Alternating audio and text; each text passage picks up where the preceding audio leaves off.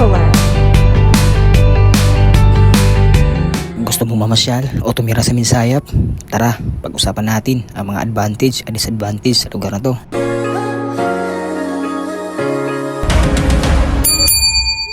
Unahin ko ang advantage para mas maganda ang intro natin. Sa 3 years kong pamamalagi dito, dahil dito ako nakadestino, napansin ko na ang Minsayap ay isa sa mga progresibo pagdating sa ekonomiya at pagtatayo ng negosyo. Dahil kung napapansin mo, may mga malalaking gusali na nakatayo dito. Dagdag pa natin, maraming mga kilalang investor na pumasok dito, kagaya lamang ng Jollibee, Chowking at Mang Inasal.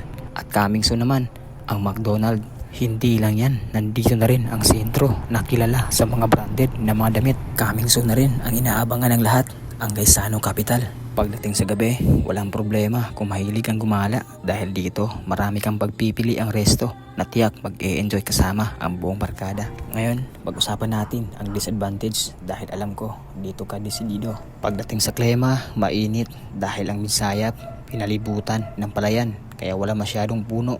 Dagdag pa natin, puro gusali ang nasa sentro. Pagdating sa kalsada, napakasikip papuntang town dahil 2 linya lang. Dagdag mo pa, walang parking area ng mga gusali kung kaya't nagdudulot ng traffic. Pagdating sa tag-ulan, dito nagkakaproblema ang Minsayap dahil walang maayos na drainage.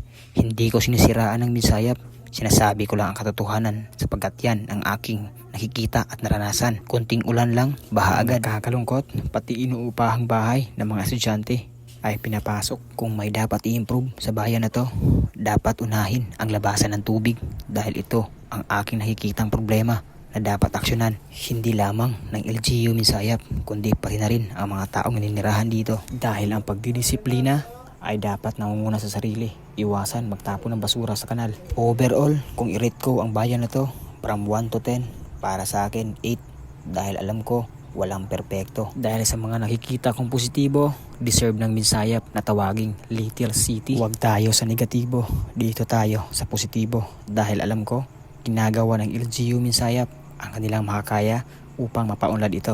Sa muli, ako si Remark Tizon. Agdaday!